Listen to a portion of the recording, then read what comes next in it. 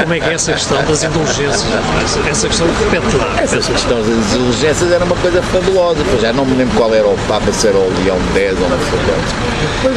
Pá, que a igreja se encontrava numa situação calamitosa do ponto de vista financeiro e, portanto, acho que foi daquelas decisões que houve com a Avinhão e Roma e, portanto, para enriquecer, para encher os cofres, era preciso arranjar um esquema, já não bastavam os fidalgos, os coisas tinham as dízimas, não é?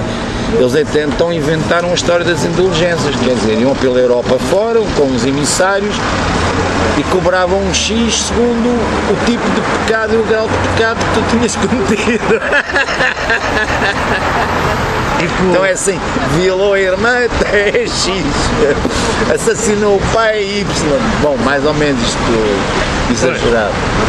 E foi assim que eles encheram de novo os cofres do Vaticano, que foi uma coisa que, isso em parte, levou à exasperação, não só, mas foi uma das coisas que levou à irritação do Lutero e, portanto, o movimento protestante não, mas quer dizer, isto não tem nada a ver com os preceitos da Bíblia, nem com a religião tal como nós a entendemos, isto é um abuso descarado, são tipos que caíram na luxúria, na corrupção total.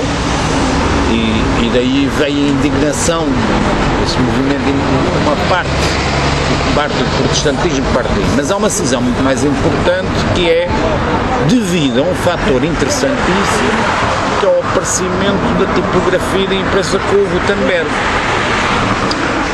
Ora, o que é que o aparecimento da imprensa,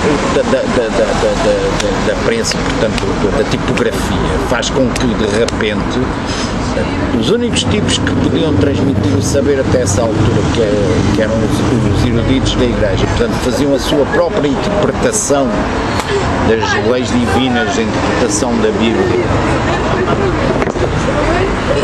eram, digamos, os intermediários entre Deus e os homens, faziam as suas interpretações, eram os eruditos. De repente, torna-se acessível a toda a gente, portanto, toda a gente pode ler por si próprio a Bíblia sem estar a necessitar da interpretação do intermediário. Lá está. E, portanto, e aí a invenção de tipografia do Gutenberg é importantíssima, no começo do livro. Uma revolução fabulosa, como a roda ou o fogo. De repente toda a gente tem acesso àquilo que era apenas reservado a uma determinada elite até essa altura. E, portanto, a partir desse momento,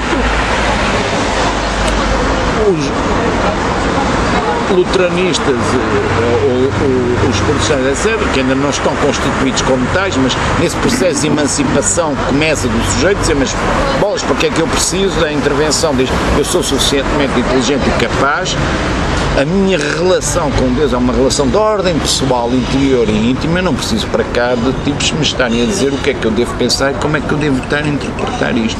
Começa aí a história de emancipação do sujeito de certa maneira, que vai depois conduzir às luzes. Aí há uma decisão fundamental, uma factura fundamental. Começa aí um processo de autonomização. Curiosamente, começa, para mim, tem um ponto de partida, talvez, não só, mas um dos pontos de partida é essa possibilidade de acesso ao conhecimento e ao saber através da produção do escrito, que de repente se encontra ao alcance de todos. Evidentemente, depois temos outros fatores políticos, a revolta dos camponeses, a exploração com a história das indulgências, sobrepõem-se, há várias coisas que se conjugam de todo esse processo. Mas aí há uma questão de realçar o acreditar no esforço pessoal, na capacidade de cada um de poder interpretar. No fundo, o protestante vai dizer, mas a minha relação com o divino e tudo é uma relação de foro interior, ninguém tem nada a ver com isso, é o meu esquema pessoal, Deus está em mim, eu tenho esta maneira de viver, aplico estes preceitos, estás a ver, não preciso de nada de todos estes rituais, estas institucionalizações à minha volta. Faz parte, precisamente, de todo esse processo que depois, o Renascimento e por aí fora, vai conduzir a todo esse processo de autonomização do sujeito, que conduz mais tarde, a emancipação da ciência, de todos os diferentes saberes, às luzes, processo que nunca teve lugar nos países do Sul, como Portugal, Espanha e Itália. Isso é uma fatura fundamental. Há aí uma cisão enorme.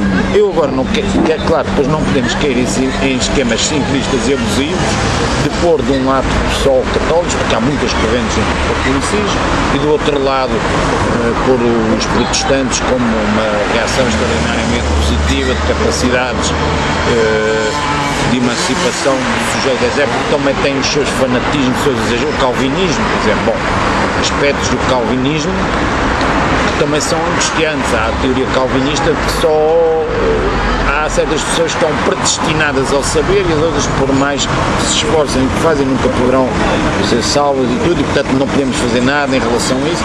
Bom, pois há aí uma série de correntes que divergem, mas há de facto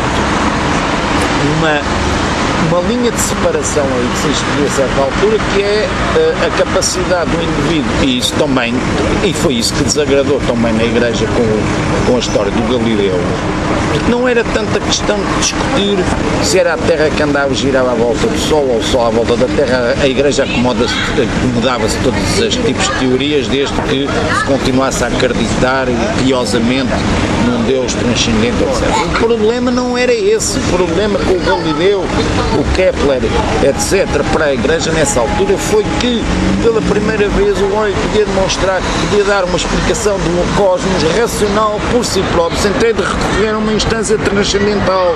Esse é que era o problema. De repente Deus é desalojado da posição que ocupava, e quanto muito vai ocupar a posição de quê? Do arquiteto do universo. E aí chegamos ao deísmo e ao teísmo, que curiosamente, não vou citar a personagem portuguesa muito conhecida em Portugal, que é muito considerada, não sei o quê, que descobriu há uns 10 anos atrás, ou não sei o quê, de descoberta, afinal não há incompatibilidade entre a ciência e a religião, descobriu os teístas. São os grandes luminários cá do sítio.